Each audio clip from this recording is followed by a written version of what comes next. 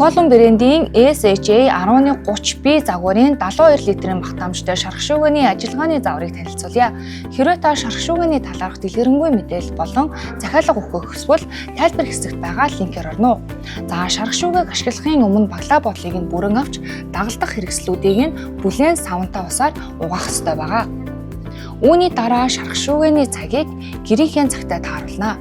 За цаг хэрхэн тааруулах талаар зөвлөгөөг танд хүргэе. Цагаа тааруулахын тулд нэмэх хасах тэмдэглэгийн дээрээ 3 секунд удаадарснаар цагны тэмдэглэгээ өчөж эхлэх бөгөөд цагаа тохируулаад дахин нэмэх хасах тэмдэглэгийн дээрээ дарснаар минутын тэмдэглэгээ өчөж эхлэх бөгөөд нэмэх хасах тэмдэглэгээр цагаа тааруулаад баталгаажуулна. За шарх шүүгээний үйлдвэрийн үнэр болон бохирдлын арилгахын тулд дээд доод гормыг 250 Цельсид 60 минутын турш ажиллуулна. За ажиллагаа эхэлсэн үед өрөөний агаар сэлгэлтийг сайтархийг шаардлагатай бөгөөд шарх шүүгээний ажиллагаа нь бүрэн дуусаад шарх шүүгээгээ хүрсний дараа та чихтэй зөөлөн даван алчуураар доторх бохирдлыг арчиж цэвэрлээрэй. Энэхүү шарх шүүгээ нь үндсэн 11 горимтой бөгөөд та үндсэн гормоо ашиглахдаа эхлээд гормоо сонгоод өөрийн хүснээрээ цаг болон температураа өөрчлөөд ажиллах боломжтой. За цагийн тохиргооны хувьд энэхүү шарх шүүгээ маань шарх шүүгээний таны өгөгдсөн гормын үргэлжлэх хугацаа болон дуусах хугацаагаа та тохируулаад температураа мөн өөрийн хүснээрээ тохируулаад шарх шүүгээгээ ажиллуулах боломжтой.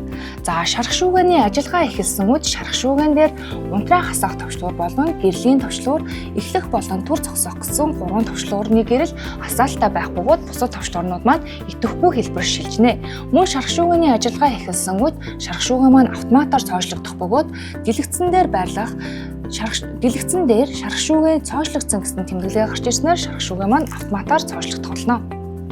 За шарх шүүгээний доторх температур 30 градусаас бага байгаа үед шарх шүүгээний температур зааж байгаа дэлгэцний хэсэг дээр LO гэсэн бичиг гарч ирэх бол шарх шүүгээний доторх температур 30 градусаас дээш градус шилжсэн тохиолдолд тухайн таны өгөгдсөн градусын тэмдэглэгийн дээр тухайн шарх шүүгээний халалтын тэмдэглэг нь ээлжлэн гарч ирэх болно. За мөн гормон дээр таны сонгосон температурын халалт руу шарх шүүгээ маань дөхөх тусам 2 секундэд цэрүүлэг дугараад шарх шүүгээ маань 2 секундэд цэрүүлэг дугараад танд дохио өгөөд унтрах байгаа.